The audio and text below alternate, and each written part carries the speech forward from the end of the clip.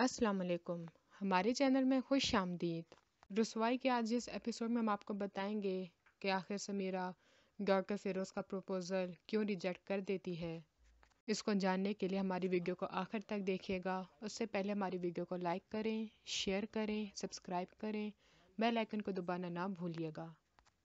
حمزہ بالکل ٹھیک ہو جاتا ہے۔ سمیرہ بھی اپنے گھر والوں کو سمجھاتی ہے، جس پہ وہ وردہ کو اپنے گھر واپس لے آتے ہیں۔ وردہ سمیرہ کی شکر گزار ہوتی ہے اور کہتی ہے کہ میں تمہارے لیے کچھ کرنا چاہتی ہوں، میری مدد کی جب بھی ضرورت ہو تو بتانا۔ سارے خوش خوش رہنا شروع ہو جاتے ہیں، مگر سلمان پنکی سے تنگ آ جاتا ہے، اس کو دھکے دے کر گھر سے نکال دیتا ہے۔ پنکی سمیرہ تو بالکل بھی نہیں ہوتی، کیونکہ سمیرہ چپ رہ جاتی ہے، لیکن پنکی چپ نہیں رہتی، کورٹ میں چلی جاتی ہے اور وہاں پہ ان کے خلاف کیس کر دیتی ہے کہ انہوں نے مجھ پہ تشدد کیا ہے اور مجھے دھکے دے کر گھر سے نکال دیا ہے۔ سلمان کو پتہ ہوتا ہے اس کو اسی چیز کی سزا مل رہی ہے جو اس نے سمیرہ کے ساتھ کیا ہے، اس سے معافی مانگتا ہے، لیکن سمیرہ اسے معاف کرنے کے لیے تیار نہیں ہوتی۔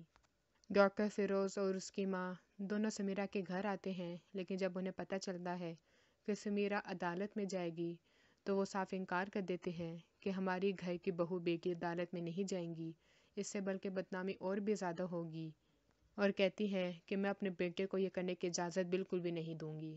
تب سمیرہ رشتے سے انکار کر دیتی ہے، مجھے انصاف چاہیے ہے اور اس کے لیے عدالت میں جا کے ہی رہوں گی، اگر آپ لوگوں کو رشتہ نہیں کرنا تو نہ کریں، جس پر سارے گھر والے بہت حیران ہوتے ہیں، لیکن وہ سمیرہ کا ہی ساتھ دیتے ہیں۔